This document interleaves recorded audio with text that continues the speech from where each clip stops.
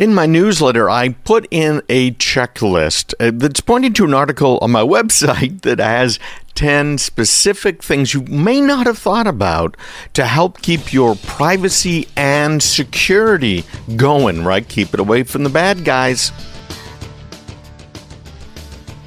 So I'm not going to have time to go through all 10 of the different tips that I have there on the website, but if you go to my website, you can do a search for cybersecurity and privacy checklist. Now, this is both for home users and for small businesses. And we got to remember that this is something we should be doing pretty frequently. Now, you guys already know some of the basics, right? You know things like, well, have a good password. You've heard me say, 100,000 times, you need to make sure you are using what? A password manager. And the only one that I recommend out there is OnePassword. That's a digit 1, password, PASSWORD.com. The rest of them have had too many major problems over the more recent years. So, you know that already. Right, I've talked about that before.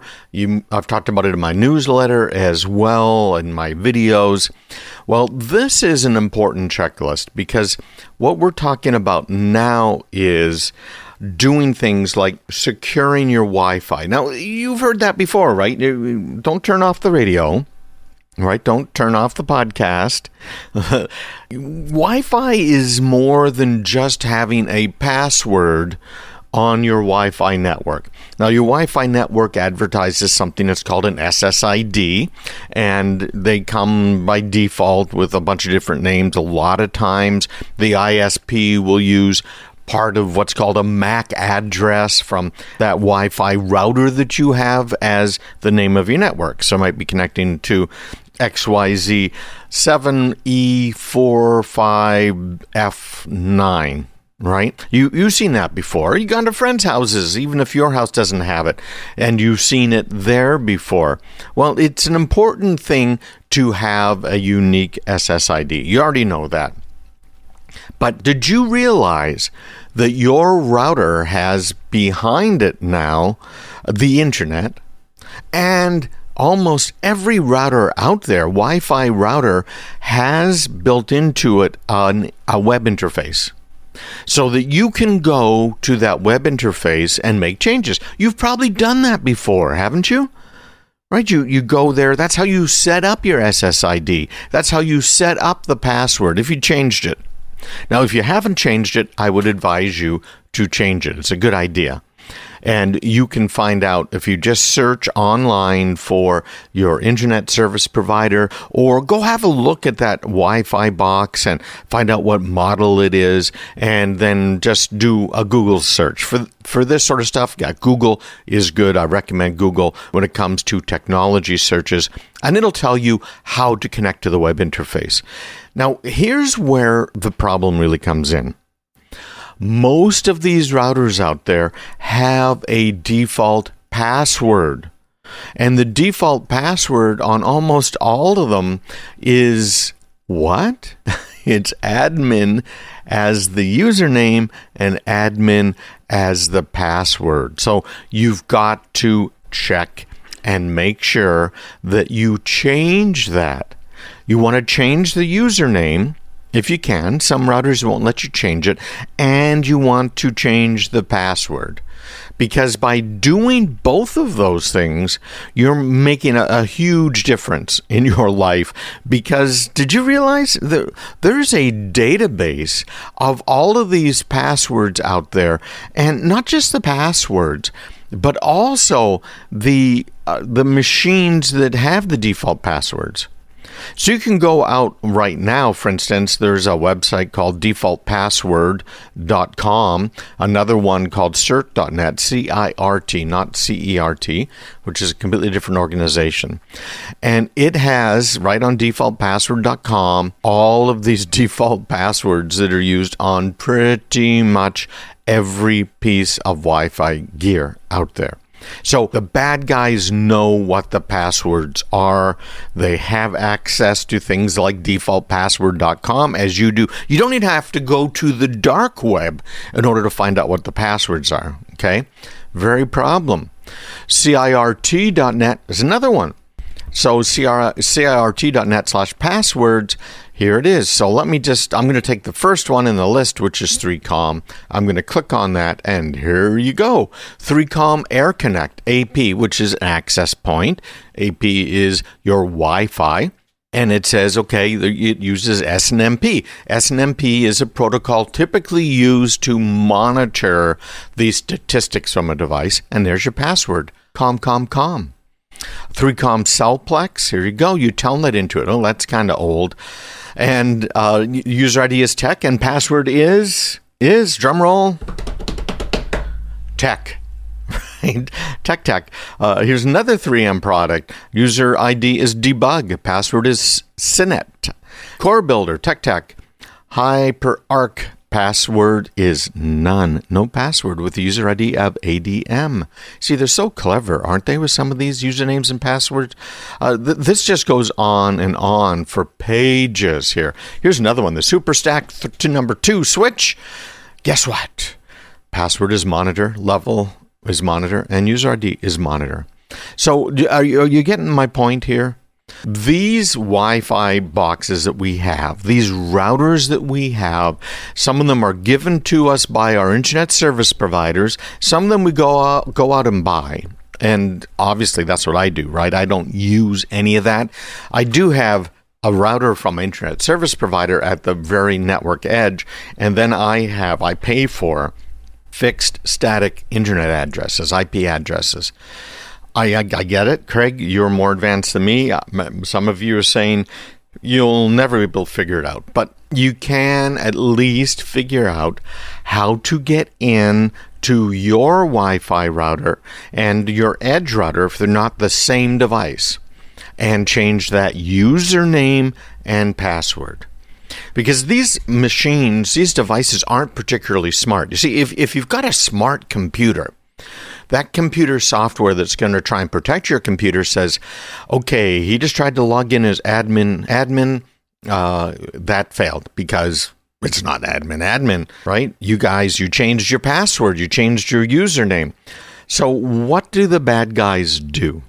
Well, they have these lists of passwords, so they'll go and start just shoveling all of these default usernames and passwords at your device.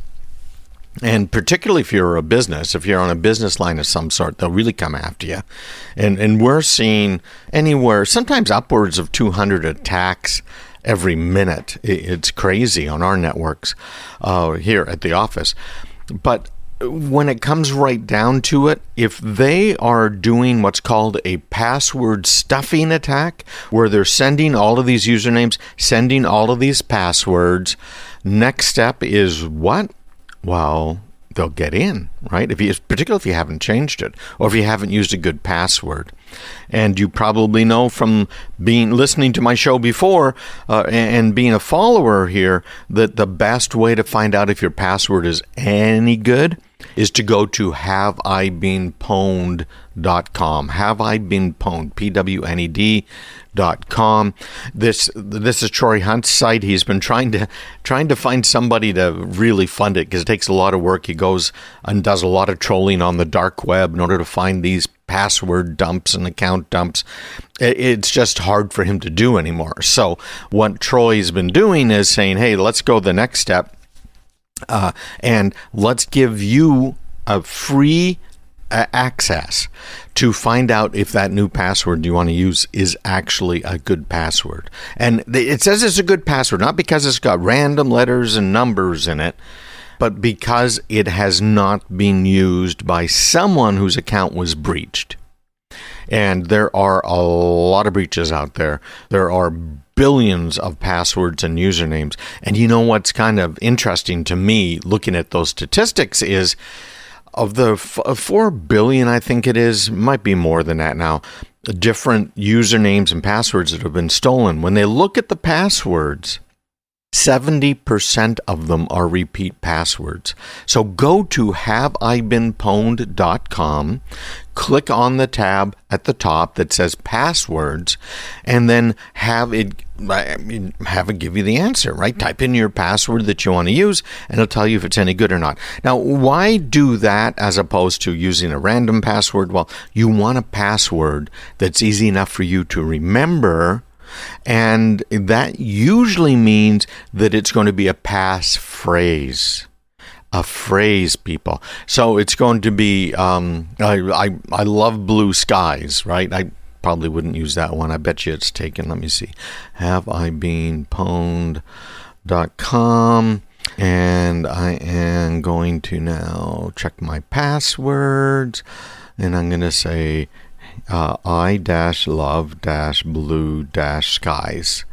And I can hit them. And guess what? It wasn't found. So that was actually a pretty good password. Don't use it because now it's out there, right? But that kind of a phrase, particularly mixing in some uppercase, lowercase, a number, and special characters, that makes all of the difference in the world. So change that username. Change that password on your Wi-Fi router, no matter where you got it from, because there are lists of what the default passwords are, and also lists of who's using which equipment, believe it or not. Make sure you visit online. Man, there's so much more in the newsletter and on the website, craigpeterson.com. I had a great question that was asked by a listener not too long ago, just a few weeks ago, about backups. And the question was, well, I'm doing backups. I have a hard disk attached to my computer. Is that enough? And the answer to that is very direct and very quick. And the answer is no, that is not enough. So let's unwind this a little bit. Why do you do backups? Well, a lot of people do them because it just makes sense, right? If you accidentally delete a file, or I had one of the listeners just a month or two ago send me a whole bunch of CDs that they had burned years ago to do a backup, and she wanted me to be able to extract, hopefully, the information off of them, and with any luck, inside there, hidden away, were the answers to some questions that they had. In this particular case, it was trying to get into the data so that they had some financials and other things from years and years ago that they really, really needed. So that's a good reason to do a backup, isn't it? Now, in her case, she ran into a problem that has become all too common, which is she couldn't restore those files. And the reason she could not restore the backups was that she was using some Microsoft backup software that is no longer supported. So she was trying to do a whole bunch of different things. She hired different consultants to come in and help and charged her, of course, for everything. She figured, well, how about if I get an old computer, I'll install an old version of Windows on it, and then hopefully we can find a version of the Windows backup software from that era, and then we can read the disks. And they tried and tried and tried and couldn't get it to work. And I guess it went on for a few months. And then she finally sent me all of those disks, and I actually had to write a program to go in and do the extraction for her. So there's a lot of stuff that you have to consider in backups, and one of them is obsolescence.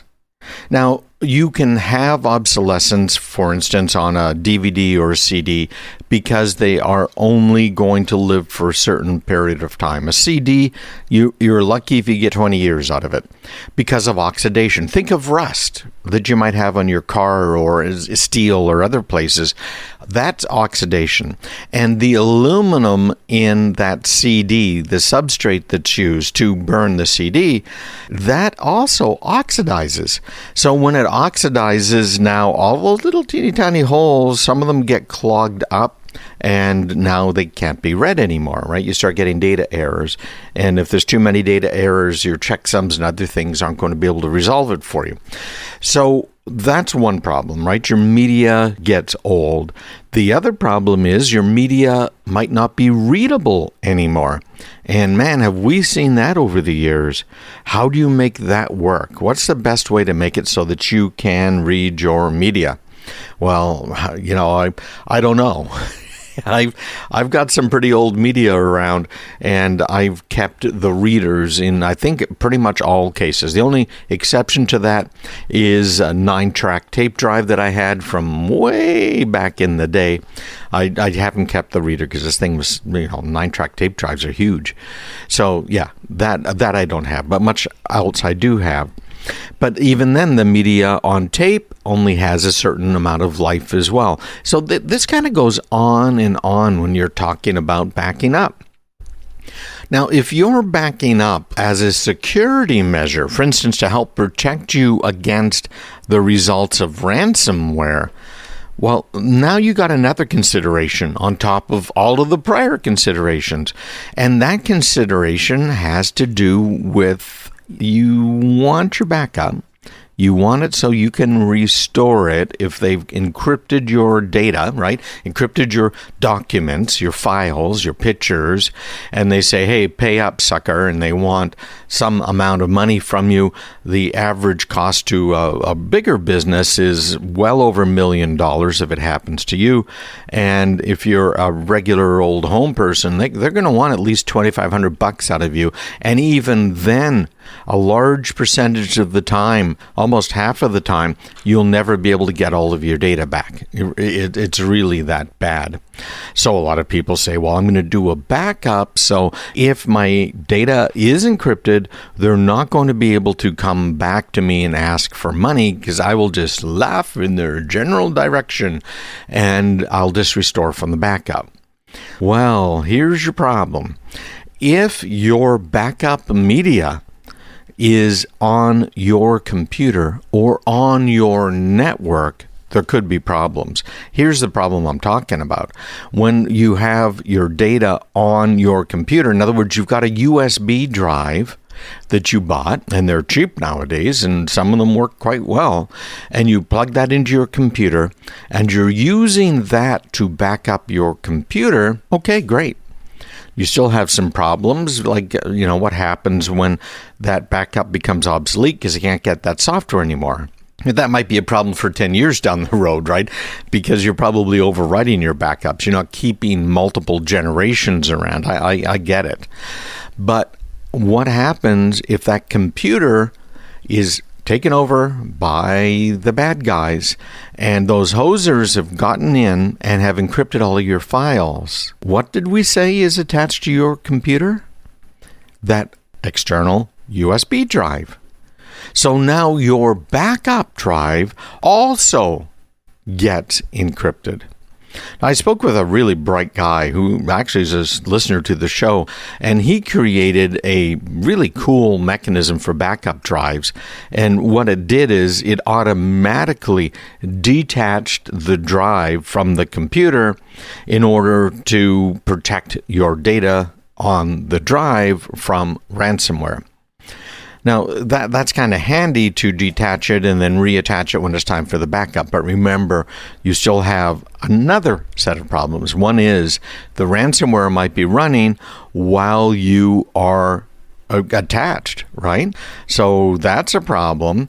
And then another problem that a lot of people don't really think about is, okay, so let's say they did not encrypt your drive because you're fastidious. You take that drive, you detach it after you've done your backup, or maybe you're using this guy's invention, and the bad guys get onto your computer and you don't notice it. You plug in your drive, you do the backup. What's happened now?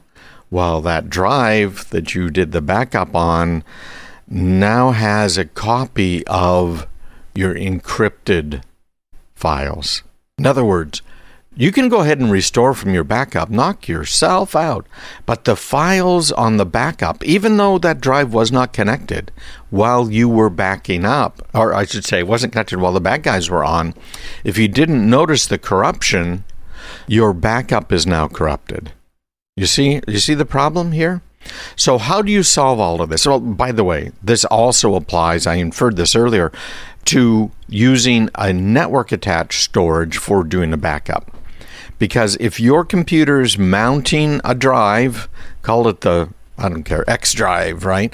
And that's on some sort of a file server, Active Directory server, whatever it might be, and your computer gets compromised, the bad guys are going to go laterally in your network. They're going to try and spread to other computers, and they're going to be able to encrypt your backup and potentially everything on your Active Directory server, everything on your file server that's sitting out there.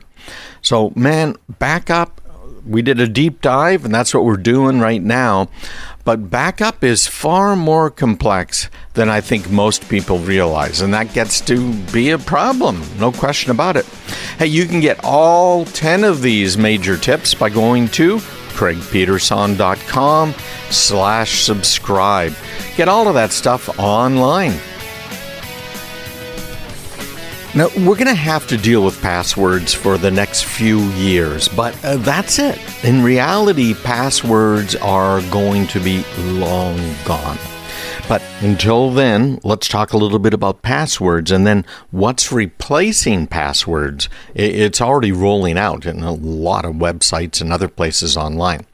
So from a password standpoint, you already know to use a password that's unique. You know to check it on haveibeenpwned.com. You know that when you're talking about passwords, you shouldn't be writing them down. You shouldn't be sharing them with people, saying them out loud, send them in text messages or emails, right? You know all of this stuff. And all of this stuff can be a serious problem because if you break any of those rules, people could get into your accounts. And obviously, that's not something you want to have happen. So what did they do to help protect you against, well, yourself in some cases, but, bad guys who got a hold of your username and password through a compromised website that you used? Well, they came up with multi-factor authentication. As I have said for a long time, the best password, the best way to authenticate someone is for something to demand something that they know and something that they have. So something that they know is their username, it's their password. But what's the something that they have?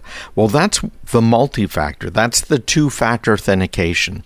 So what you have might be your smartphone. So a lot of places are still, to this day, and this kind of bothers me, but what the heck? It's better than nothing, I guess. To this day, a lot of websites, your banks, etc., will send you a text message with a 6-digit code in it. Well, the reason I don't like that is it's sending it through the SMS network, the texting network that's out there, and your phone number basically can be stolen.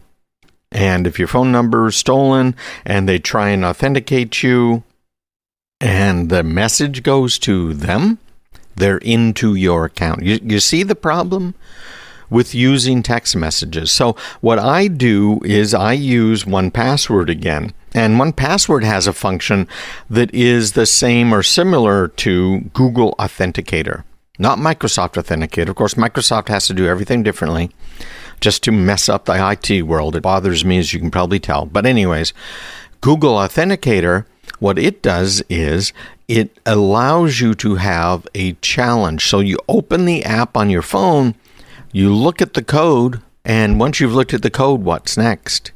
Well, you type it in, right? And that code changes every 30 seconds.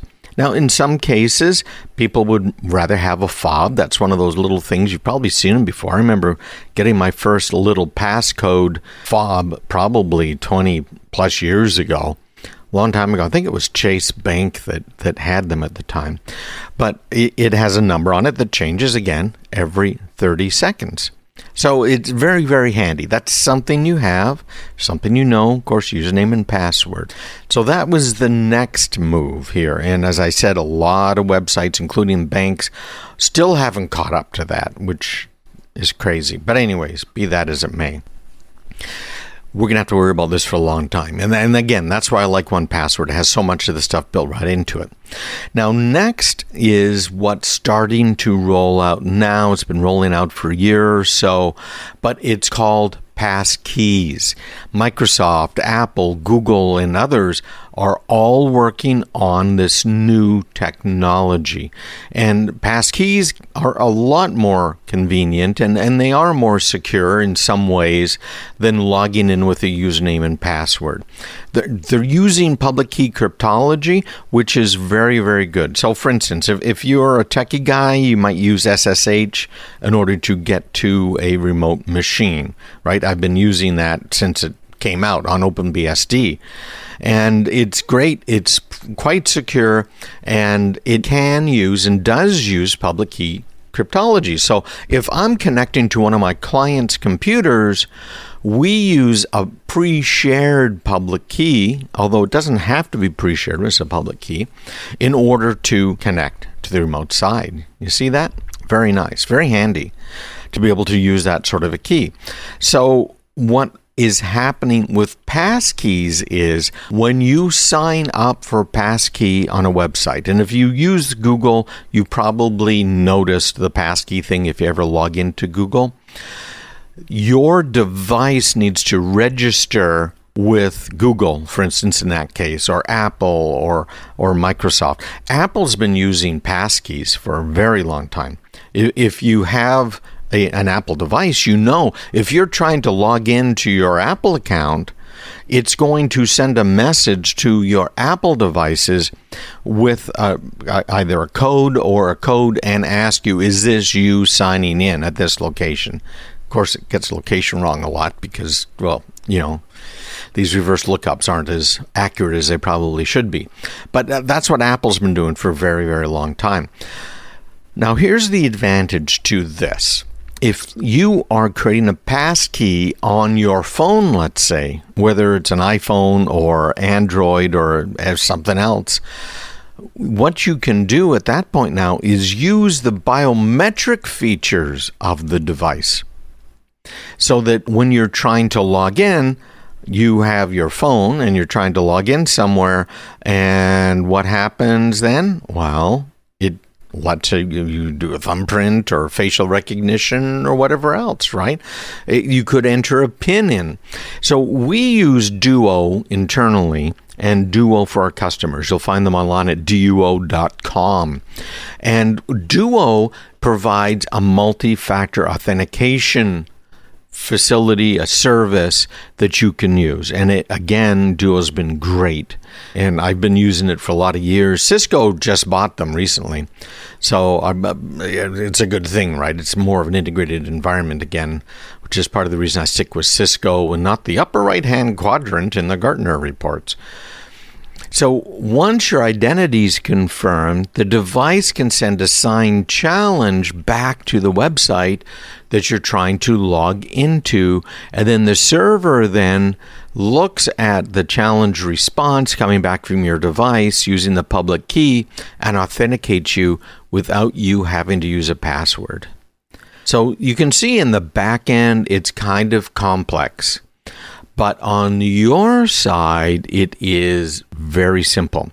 Now, if you're using Windows 11, as I said, if you're using Apple, you already have passkey support. Unfortunately, for Microsoft users, you're going to have to use the Microsoft Authenticator app because they have to be different, as I said. But that's available in Windows 11. Apple also has passkey support in iOS 16, macOS Ventura, the last major release. It's all in there. Google is expected to roll it out for Android and Chrome, kind of varying on the models because this has to do also, of course, with, remember, Google isn't selling you the phone. Someone else is. Someone else made the phone, unless you're using Google's own phone itself, okay? Most people aren't. So passkeys are more secure. The passwords, they are not susceptible to phishing attacks or password breaches. Passkeys are very convenient. Don't be afraid to use these things. You don't have to remember or type passwords. They're easier to manage because they can be stored in a central location like in your password manager and a keychain. By the way, OnePassword can also store your wonderful new passkeys, and they're more scalable. So there you go. That's the future. It's here today. Use passkeys if they're offered to you. They are much simpler than all of this password multi-factor authentication mumbo jumbo. Next up, we're going to talk about suspicious websites. Now, we've all seen them before. And it's not that this website might be a bad one. You know, if you go to bbc.com, you're going to find the BBC. The odds that that domain could be stolen are very low. However, the odds that that website might be compromised are reasonably high, at least high enough that you should be a little concerned. So you want to make sure when you're going to a website that it is authentic. Now, in order to help make the internet more secure, there have been a few different projects over the years. One of the big ones that happened some years back is SSL, or if you're looking in the URL bar, HTTPS. I'm sure you've come across that before. So if you want to go to my website, it'd be https://craigpeterson.com. And that tells the browser, hey, I want you to connect to a secure server at craigpeterson.com. Now, the word secure server, or the phrase, whatever you might want to call it, is a misnomer because it does not mean that the server you're connecting to is secure. Now, we've got to remember that. It doesn't mean that at all. You could use an encrypted connection to the worst website in the world. In fact, that's what bad guys do every single day of the week. So what are we talking about here? Well, HTTPS or SSL is a secure transport layer is what it's called. So the data that's coming to your computer from that server is encrypted between the server and your computer. And anything you type into that website, anything coming from your computer, likewise is encrypted between your computer and the server. Now, when you think about it, you realize, hey, in reality, the server has to be able to read my responses, right? How does it do that unless it decrypts your responses? It does decrypt them. So once your data gets up to the website where you've put in your email address, your bank account number, and everything else, that data is decrypted so that the bank or wherever you've gone can process that data. So step one when it comes to these websites is, okay, you do want to connect to a secure server. It drives me crazy because people don't really understand what that is. So, for instance, right now, if you go to craigpeterson.com on your phone, on your desktop, you'll notice there's a little lock icon. Now, I'm running Google Chrome here right now because that's what most people tend to use. And it is right there to the left of craigpeterson.com. It's got a little lock, a little gray lock. So if I click on that, it's saying, okay, craigpeterson.com, connection is secure. I love that wording, which means that everything is private. It's encrypted when it's sent to the server. They're not calling it a secure server. They're calling it secure connection, right? So now the next thing down is it's got sound, right? And cookies and site data. It's telling you when you click on that, do you want them to be able to do third cookies? I have it turned off. Do you want to manage cookies and site data? And it's showing one site's allowed. And then if you go down further into the site settings, now you can see all of the privacy and security settings that Google Chrome has for you for the website. Now, in my case here for craigpeterson.com, the location, it says ask. In other words, if my website wants to know where you are located, you're going to have a pop-up. Camera, basically everything, right? And by default, I have pop-ups and redirects blocked. I've got intrusive ads blocked. And I've got sound allowed. Let's see what else I have. Oh, insecure content I have blocked as well. So all of those things are blocked right here on my website when you go there. So again, if you click on the lock, what you're looking for is that little message that says the connection is secure. You can dig down into it further. So if you click on that, it says certificate is valid. And it's saying the show certificate. It's issued by Cloudflare. And Cloudflare is who I'm using to help prevent denial of service attacks against my website, as well as to provide some more caching layers. So when I click on the more information, it says it's issued to craigpeterson.com via Cloudflare, and it gives you all of the information. It says it's issued on Wednesday, December 21st, 2022, and it expires on Friday, December 22nd, 2023. And it's got all kinds of other stuff. You can dig deep into the details if you wanted to and export them. But what you're looking for is that lock up in the URL bar, up in the website. So what does that mean? It means the data between you and the remote side is considered to be secure. It's able to set up a secure connection between those two. And I've had quite a few people ask me about quantum computing. In fact, one of the radio stations I'm on, the board op, the producer, he's actually a producer, asked me about that, saying, quantum computer is going to be able to break all of this encryption? And the answer is yes and no, but we're not going to get into that right now. We'll have to put that down a topic for another day. So if you are going to craigpeterson.com, bbc.com, you name it out there, right?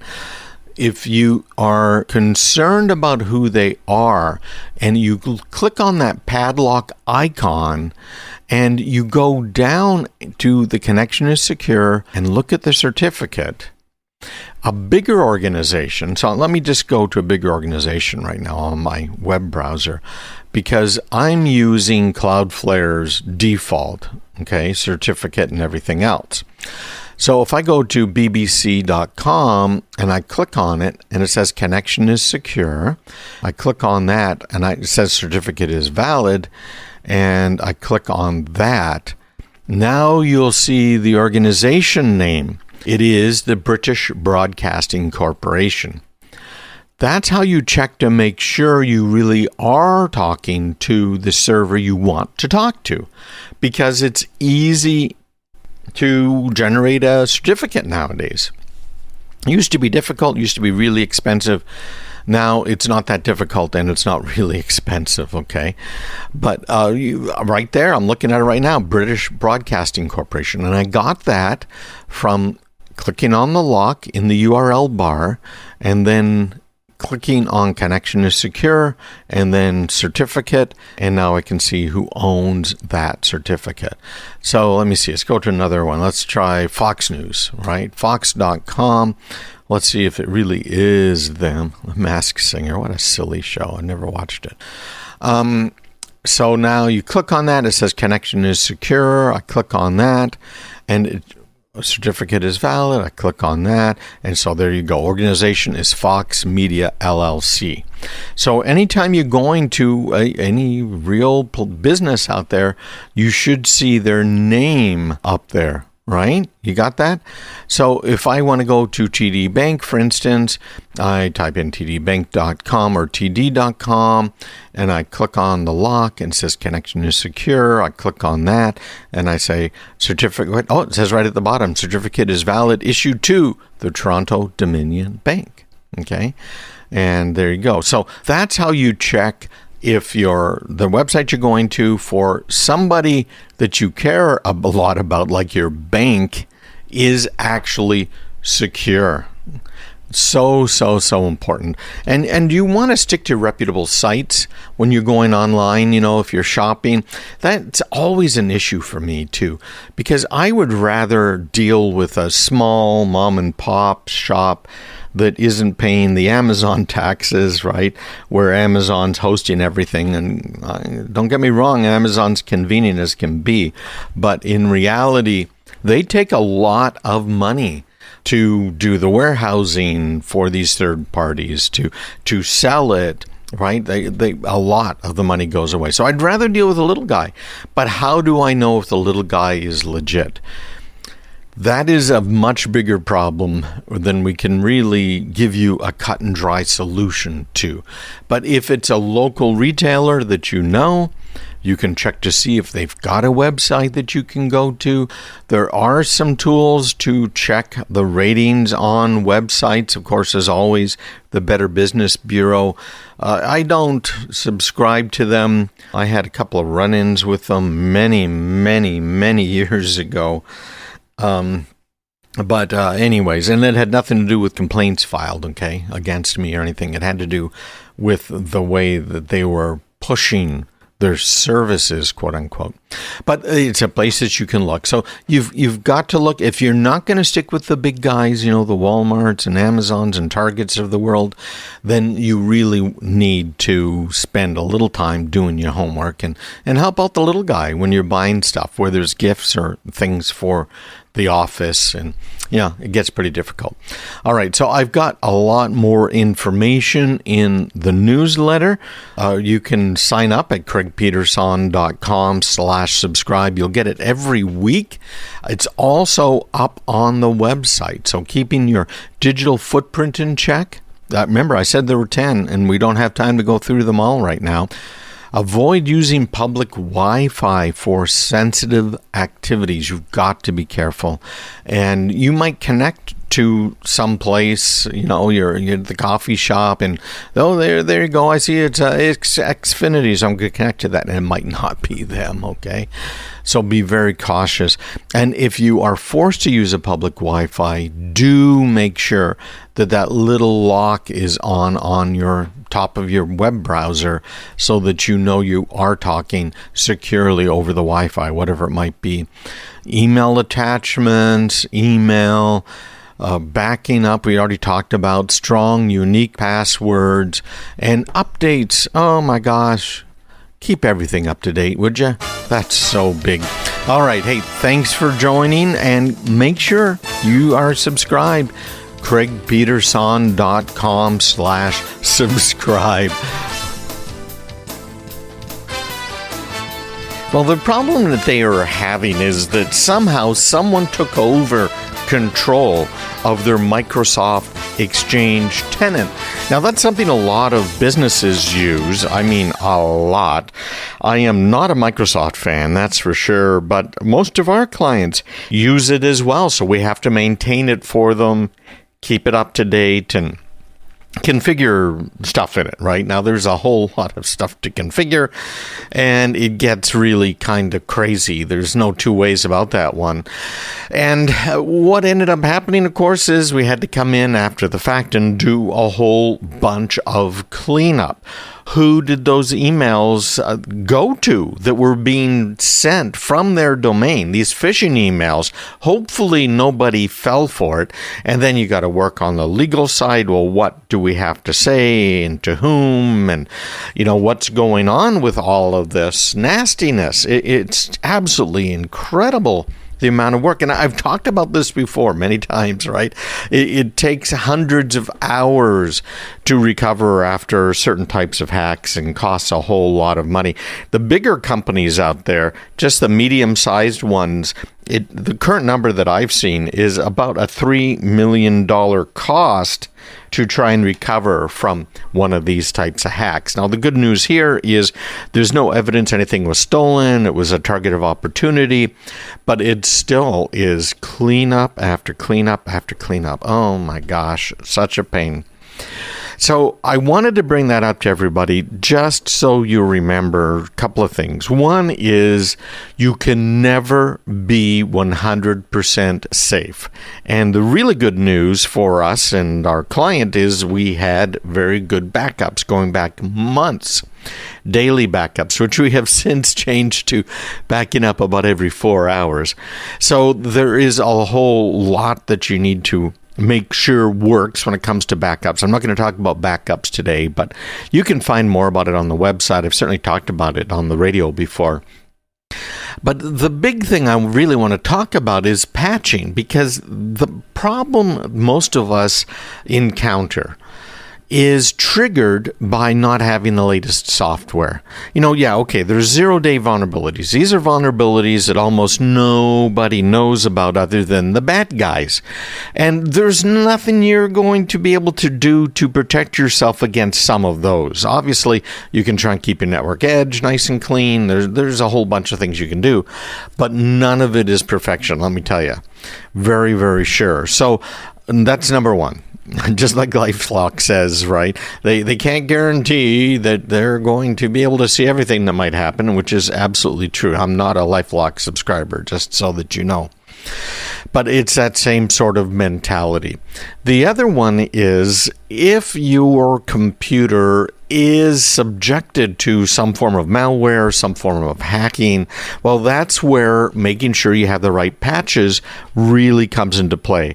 Because, again, most of the time, the patches are going to fix things. But I want to point out that patches aren't just what you might get from Microsoft or Google or Apple. Patches have to be applied all over the place. Everything from your firewalls, your VPNs, to your computers, of course. But how about the light bulbs? How about the printers? Printers have been used to attack businesses before, because guess what? The computer is a printer is a computer. No two ways about it, because it has to do a whole bunch of work, right? It has to rasterize the image and control all of the mechanisms inside. It's a computer, and they can be used to launch attacks. Now, the way most attacks work is they get into a network, and then they try and move laterally within the network. In other words, they'll get onto one device, and they'll try and find other devices that might be vulnerable now that they have control over that one device inside the network, right? A very bad thing, at least for you, if they are controlling your device in the network. So that's the IoT side. We've got to remember that all of our devices that are computers and that are networked are potential vectors for the bad guys to get in. So keep that in mind. Now, there are some ways to find out about patches. And again, I'm not just talking about patches from your operating system vendor. I'm talking about patches for all of the software on your computers, about all of your devices, your IoT and everything else. And there are some ways to find out about it. But, I got to tell you, they are very confusing. It's hard to find it all in one place. And then the big question is priorities. That's one thing I've really noticed the last couple of weeks, again, while doing this recovery. My gosh, it is all consuming. And the same thing can be true when it comes to patches. If you're looking at the active patch lists, the CVEs as they're called, that come out, we're talking about multiple patches every day. And we're talking about thousands, tens of thousands of patches in a year. How can you possibly do all of that patching? You can't. How can you possibly keep track of which patches you really need to deploy because they are in the wild right now, the bad guys are using them, versus patches that, well, if you have any sort of a firewall, you're going to be safe? How do you do that? Well, I haven't found anything, and that's why I've been working on this whole patch aware thing, so that you guys can sign up and get that type of information to help you prioritize what to patch, when to patch, why to patch, right? put it all together. But at this point, try and find some mailing lists, email lists, subreddits, Facebook groups, whatever it might be. They're going to help you to know what you need to patch. And remember applications as well. Again, it's not just your operating system. You're running a whole bunch of different pieces of software on there. And it's going to vary depending on what kind of a home user you are, maybe what kind of a business you are. But all of that software should be getting patches because there's new vulnerabilities that are revealed, as I said, on a daily basis. So keep track of that. Windows Update is going to take care of your operating system. It might be taking care of your Microsoft applications. Still, almost every computer on your network will have third-party applications, things like PDF readers, media players, other business operation applications, things like accounting software, and on, right? So you got to stay on top of all of those patches. I know it's a lot of work, and that's what I'm hoping I can take care of with the patch aware thing. Drop me an email, me@craigpeterson.com. Let me know if you think that might be helpful to you. Maybe we can get you in on the alpha testing of this stuff. Again, patchaware.com. Next one is if you can test before you deploy. In other words, that computer that you're about to patch, make sure you have a good backup of it. And ideally, it's running in what's called a virtual space. So you're using something like VMware, which I recommend over all of the alternatives in most cases. And VMware allows you to just take a snapshot and do upgrades and then test your applications together. So if you don't have that kind of a virtual environment and you do have applications that you depend on and you are worried that that upgrade might make your application not work anymore, well, do what you can to test it. Make your own little lab, if you will. Have a computer or two computers that talk to each other that can now test to make sure that any patches you're applying don't break things. That's a large reason why businesses don't patch. I've been into businesses lately that are still running Windows XP. Yeah, and they're doing that because they're afraid that their applications are going to break, or more commonly, they don't want to upgrade the application. Sometimes the vendor, that software has gone out of business. Sometimes they don't have a version that's compatible at all, and there's no longer an upgrade path. There's a lot of reasons why businesses don't do the upgrades, but man, you got to do them. You've got to test. So having a set of machines that you can use to deploy patches first, I think is a really good idea. Also, maintenance windows. This came up in my business too here. One of our main file servers has been patched, right, as time goes on. And we need to reboot it because there were some kernel patches, in other words, down in the operating system. So we have to schedule a maintenance window. So remember that patching can require time, but it can also take time and bandwidth to reboot the machines, to maybe back out the patches if something breaks pretty badly. That's again why I think you should take advantage of virtualization technology if you can. But most companies are running their businesses more or less 24/7. Even if it's not an open door 24/7, there's still people working from home, right?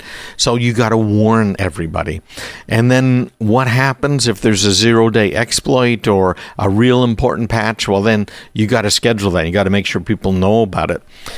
Our friends over at Apple have been issuing these little teeny patches, very quick patches to close up some 0-day attacks that had been going on, and they got them out right away. Kudos to them. And you hardly notice that you're applying the patch, but most of the time it still requires a reboot because some of these things are pretty nasty. Patch management can really help you out, and above all, make sure you have some form of a rollback plan because patches can break things. Make sure there's a way to go back to the way things were before, all right? All of this you'll find in the newsletter, craigpeterson.com/subscribe, and it's even on the website, craigpeterson.com. Well, the Federal Trade Commission's job, if you will, is supposedly to protect consumers, right? You could argue that some of the things they do are far less protective of consumers than perhaps they might have been otherwise. But in this case, it's very interesting to read because we've talked about ChatGPT, right? There's these large language models, these AIs, machine learning, all of that sort of stuff many times before. And the concerns that are popping up now are a little different, but so much the same. And that is, there's two sides to this. If information is taken, if it's stolen, and is then used by somebody else to make money, is that legal? No, obviously it's not. So we now have some authors who are out there, some well-known authors who have put together a class action lawsuit. And some of them are actually suing individually saying, well, wait a minute now, what are you doing archiving all of our books? And there's a great lawsuit that was filed a few weeks back where the author had asked ChatGPT to summarize one of her books. And it did a very detailed summary. So obviously, ChatGPT had read her book, read in air quotes there, her book. And obviously there is a certain point where if it reads the book and it comments on the book, in normal law, for instance, if I read a book and I'm sitting here and I'm telling you about it and talking about it and we're conversing about it, that's perfectly legal under the fair use doctrine. In other words, yeah, she wrote a book. I'm talking about the book, and that's going to help sell books, right? Well, how about if you are an author and your book is used in a context of, let's say, education? It might be high school, it might be college, it might be something else. And all people have to do is not even go and buy one of those little cheat books, but just ask ChatGPT about the book. How many people are going to buy the author's book at that point? And who owns what? I'm only aware of one court ruling that has really come out about this sort of thing. And the court at that point said, hey, guess what, guys? Anything produced by artificial intelligence is by definition uncopyrightable, because it was produced by a machine. So something that comes out of ChatGPT can't be copyrighted. But what if, again, it's plagiarizing? Because remember, that's exactly how it works. That is precisely how large language models work. They are based on what it is that they have parsed, and try and figure out a word at a time. So what's the next word? What's the next word? What's the next word? Right? Does that make sense to you? So it cannot not plagiarize. Yeah, okay, it'll mess some words around a little bit, but it's 100% based on other people's work. We should talk about that as well, because that's actually presenting some interesting problems for ChatGPT. Many people are saying it has gotten worse lately. So in an open letter sent to OpenAI that the Washington Post had reported on, and the Wall Street Journal was able to confirm, it said that the FTC informed OpenAI, the ChatGPT guys, that the company is probing, or it's probing the company whether it has engaged in unfair or deceptive practices related to data security or relating to risks of harm to consumers. Now, part of the data security thing is anything it generates, it uses later on. And anything you put into it can also be used and has been used. So what we've seen now is proprietary business information being put into ChatGPT for ChatGPT to come up with a marketing plan, write a letter, help write a report for the investors or whatever it might be. We've seen that information that was put into ChatGPT by companies and individuals now being leaked. So you could go and ask ChatGPT, tell me about the marketing that this such and such a company is in the process of doing, and it can tell you. Now, yeah, okay, some of the ChatGPT data sets are a couple of years out of date, but it's continually learning, quote unquote, as you're asking it questions, as you're feeding it data. So in this 20-page document, the FTC is demanding that OpenAI describes in detail its processes for developing and training any large language models, as well as policies and procedures for assessing risk and safety before releasing new products. So what we have found is they did something very similar to Mark Zuckerberg in Facebook, right? For something that was very underhanded and in some of the stuff alleged to be very, very illegal.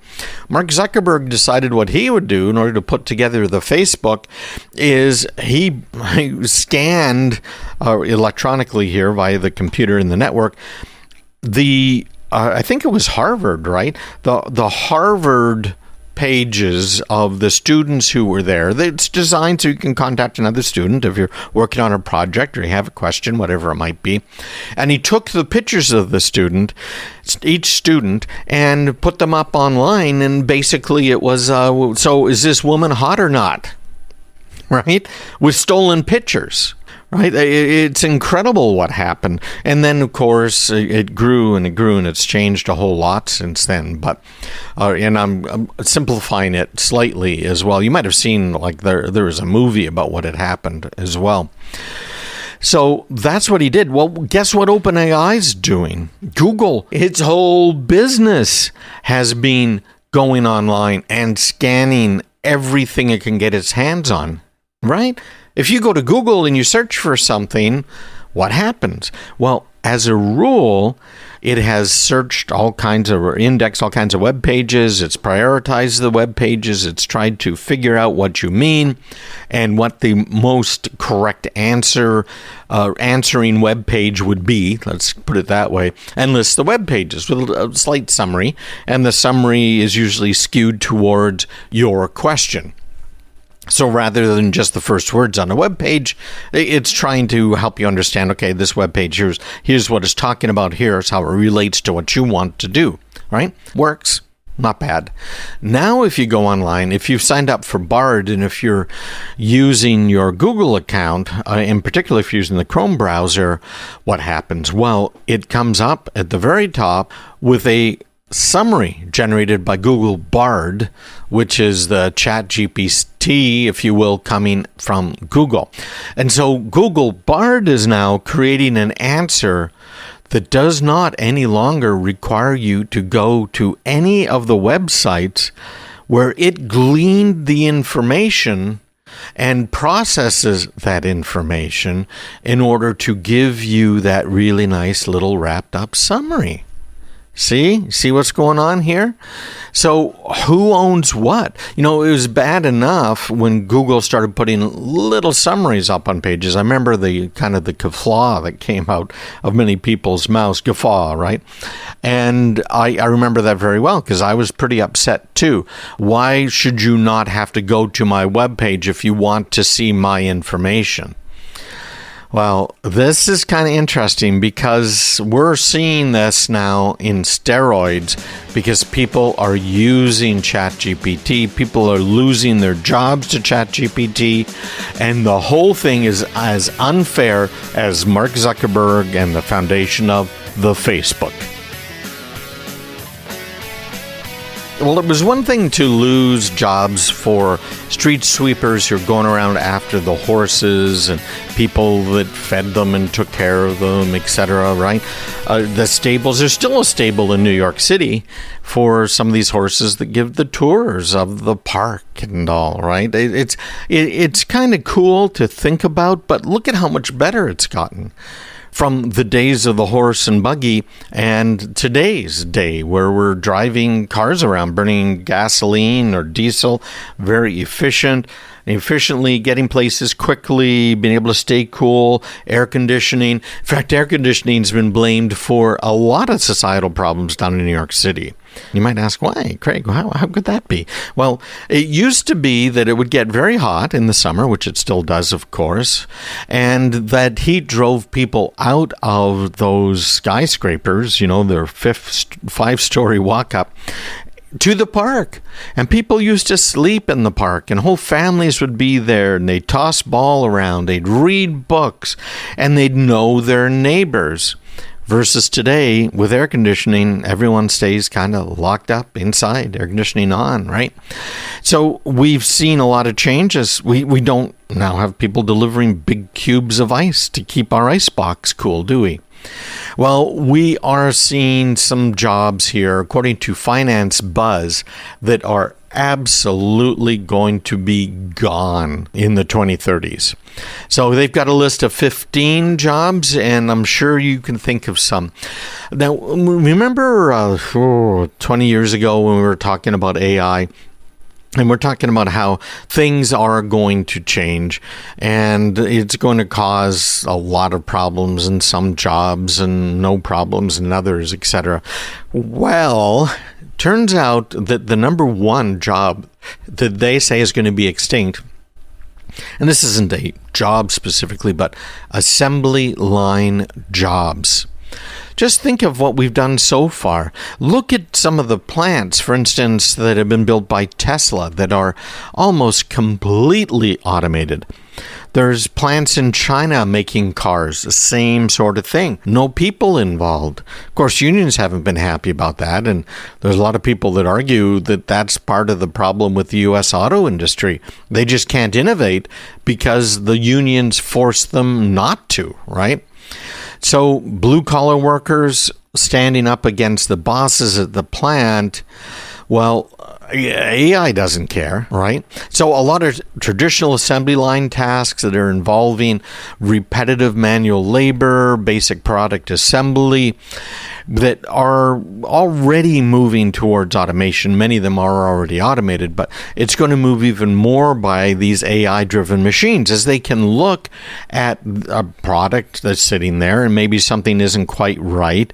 It might be a little off-center and used to require a human just to make sure that it was done properly. Well, now it can figure it out itself, right? So that's been going on for decades. Assembly line jobs gone, they say. Data analysts.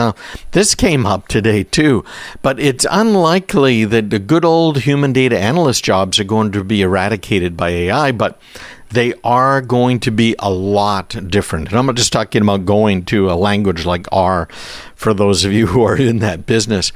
But AI can analyze large data sets and generate insights. I did that with my own articles. My wife Karen and I have been writing articles for a long time. In fact, we deleted over 1,000 articles off of the CraigPeterson.com website, because it was just getting so big and it was costing us a lot just to have it up online. And, are you really interested in an article from 15, 20 years ago? Probably not. So we deleted about 1,000. And I think I've got 2,000 or 3,000 articles left. I got to go through and kind of whack them. But anyways, I used some libraries that are out there and designed and put together a large language model, an AI, if you will, kind of like ChatGPT, and trained it on my articles. And I did it as kind of an exercise to see, what would it be like? Is this hard to do? Is this easy to do? What kind of answers would I get? And I was actually fairly impressed, although it took 2 to 4 minutes to answer a question, but it answered them just like I would because it had analyzed what I had written. It's very good at that sort of thing. So data analysts, the careers are going to change. Humans are still going to play a critical role in defining objectives, doing some of the result interpretation and providing some context. But I got to tell you, I was impressed. I did it myself, right, with my own articles. Bank tellers are already kind of on the way out. According to the Bureau of Labor Statistics, they're saying that they're going to see a loss of about 43,000 bank tellers. And we're already seeing that. We're seeing that in a very big way, where the bank tellers are being replaced by, they're kind of like an ATM almost. There's one at our local Walmart, and it's a different kind of ATM. I hadn't really seen these before, but it's almost like you're on a Zoom call with a teller located somewhere. The teller could be at home, who knows, right? And that teller can answer your questions, move stuff around. Of course, the machine itself can do all of that, and it can look at your face and do an ID based on your face. It's the need for in-person banking services has really dropped dramatically. I don't like part of that. I was doing business, and my first real business where I had large bank accounts and everything else was back in the 70s. And back then, or 80s, yeah, it was the 80s really. Back then, you knew the bank manager, president, right? Every branch had a president, and you knew the vice president, and they knew you, and they would lend money based on you and who you are. Right? What FICO score? And it was great. They treated me well. I treated them well. I had loyalty to them. And recently we went into the bank and sat down with the branch manager and talked with her about, okay, here we'd like to do an equity line, and because we want to fix this and that in the house. And it went almost all the way through, ultimately kicked it back. Everything was good. Credit rating was good. Everything was good. But it didn't like the fact that I'm self-employed, right? Yes and no, right? Am I self-employed? Depends on the definition. But it didn't like that most of my income was coming from a business. It just couldn't understand that. So it denied it. That's why I don't like it. And how about people who are going to be denied loans in the future? You want to buy a house. Well, where is the house? And we've had problems with redlining before, where certain neighborhoods, you couldn't get a loan.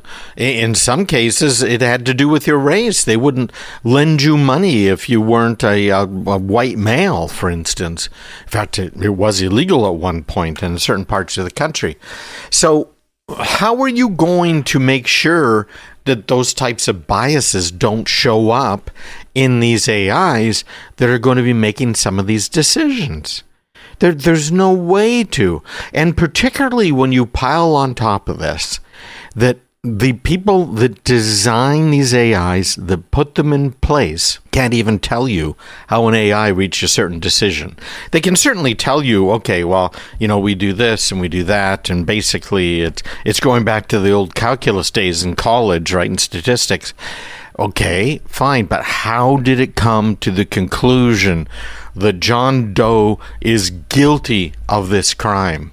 How did it do that? They don't know. So we're facing that as well. Very, very scary, frankly. But other jobs, drivers, fast food workers, medical diagnosticians, and more, going to be lost. Stick around and visit me online, craigpeterson.com. Do you have an electric vehicle? Why did you buy that electric vehicle?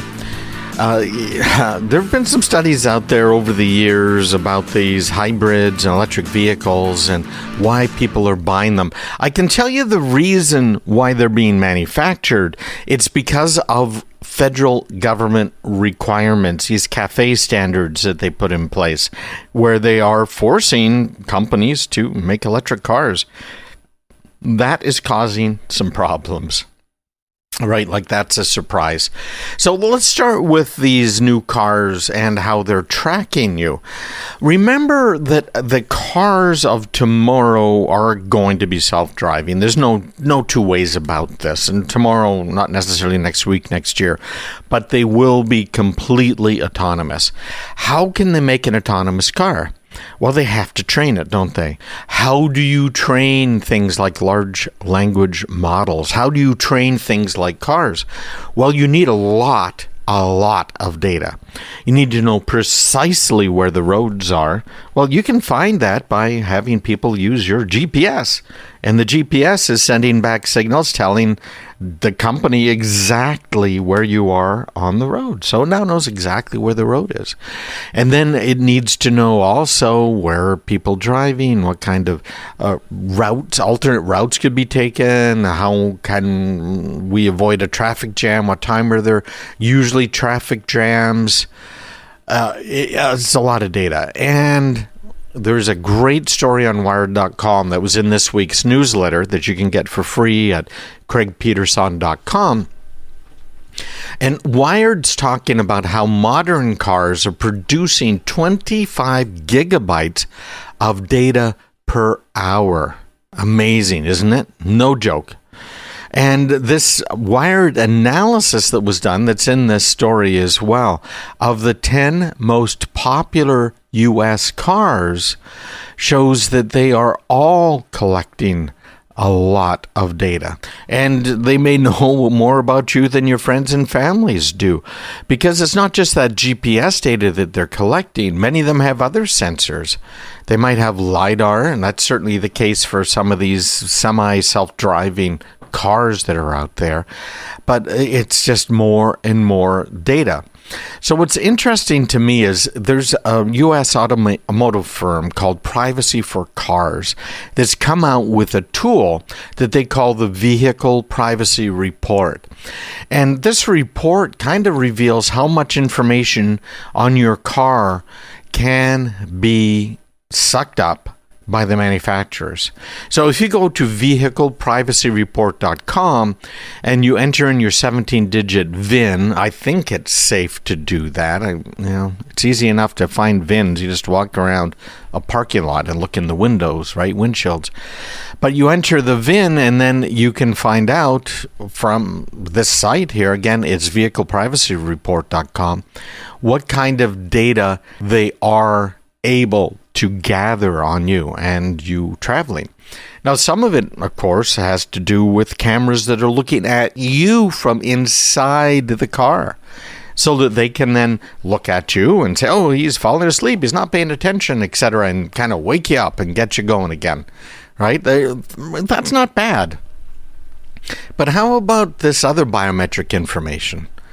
Right? The cars can track where you're traveling to and from, but they can also record every time you touch that accelerator, how hard you're pushing it down, how hard you're braking, are your seat belts fastened? And then information about you. Some of these cards are locking and unlocking based on facial ID, or sometimes fingerprints, or even iris scans, right? That's coming down the road at us.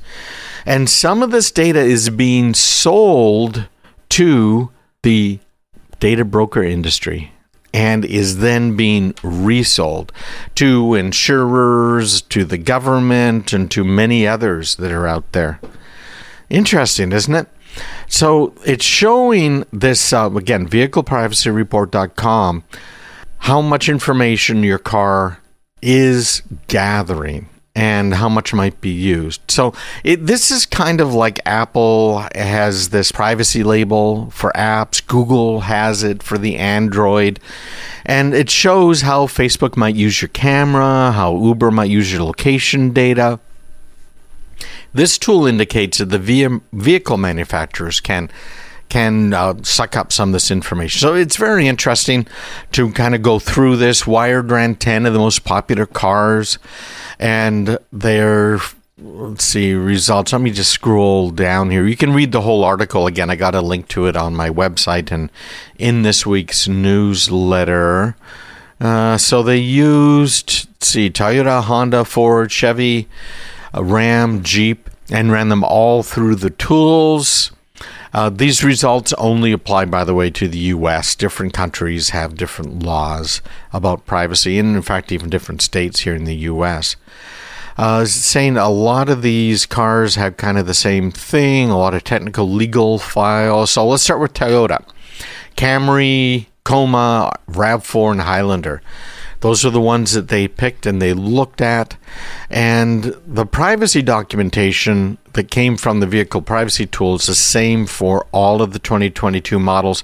Some older cars might collect less data, but they're going to collect, obviously, your personal information that they're using as a classifier. That's things like your name, your address, driver's license number, the phone number, email, other information. You give it to the dealer when you're buying the car.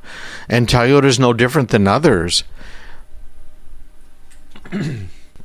Toyota has a privacy document. This is just crazy. Publicly available, 31,000 words. One key document is Toyota's Connected Services Privacy Notice, which details what can be collected. Toyota, some of them can scan your face for face recognition when you come in.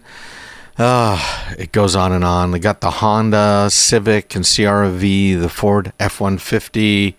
It's only one model that they checked, but it is in the recent list of the best sellers. Most popular across all categories and most of the time, right? Ford's got great products. Certainly the F-150, I owned one for quite a while till it got into an accident. Not my fault. But they collect information about who owns it, names, location, details, driver license data. It's everybody, okay? I'm not going to bore you by going through all of these details. But it is a problem. No question about it. Now, let's talk about EVs, because I got a couple articles on EVs this week and another one on Amazon, where Amazon had delivered something to a house, and the house had one of these camera doorbells, and it automatically, when someone approaches the door, issues a greeting. Yeah, no problem, right? Well, the Amazon driver apparently mistook the greeting, which was a nice greeting. It was the default greeting, and said that this guy had, I think it was a racial slur. Okay, so he reported it to his bosses at Amazon, and that very day, Amazon shut everything down, right? Everything down. And this guy's house was completely driven by the Amazon technology, right? The Alexas and everything else. So he was out in the cold. Oh, man, what a pain. So remember that, too. If you're going to really automate your house, make sure you got a back way in, right? Back door, if you will. Have we reached peak virtue signaling with EVs? Remember what we talked about probably, 20 years ago? When did the Prius come out? And there was a survey that was done of Prius owners, and the survey found number one answer why people bought and drove Priuses was number one, 70%. Because of what the purchaser of the Prius thought other people would think of them. Yeah, virtue signaling, by far. And there are a lot of people that drive EVs for that very same reason. Of course, I keep repeating, don't think that they are green, because they are not. And there's a great article I have this week that hits an angle I had never thought of before. And I don't know why I hadn't, but I should have. And here's the bottom line. This is an article from townhall.com, and it's saying that electric cars are a scam. And the reason is that, on average, your new electric car isn't even carbon neutral until it hits 70,000 miles. Now, when you break this down, what does a new car cost? Well, according to the statistics that I saw most recently, $50,000 on average for a new car. Can most people afford the monthly payments on a $50,000 car? Heck no, right? I think that's pretty obvious. So what do? Well, they lease the car. Well, these lease contracts have mileage allotments, right? And they're usually for, about 3 years? So if we say that you can put 30,000 miles on that car, and then you turn it in, which most people apparently, I don't know if it's most, a large number of people who bought EVs just turn them in and walk away from them, say, forget this is ridiculous. That car never reached carbon neutral status. You say, okay, great. So now it's at the dealer and someone else will buy it used. No, people are not buying used EVs because they're not dumb. Buying a used EV means you may have to replace a battery pack that may cost $20,000. It's going to cost you at least $12,000. Can't think of an exception offhand. Are you going to buy a used car that you immediately have to put, let's say, $15,000 into? No, of course you're not.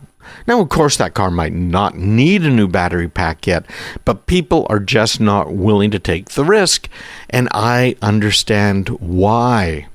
So don't worry, Ford's EV losses are projected to hit about $5.1 billion in 2023.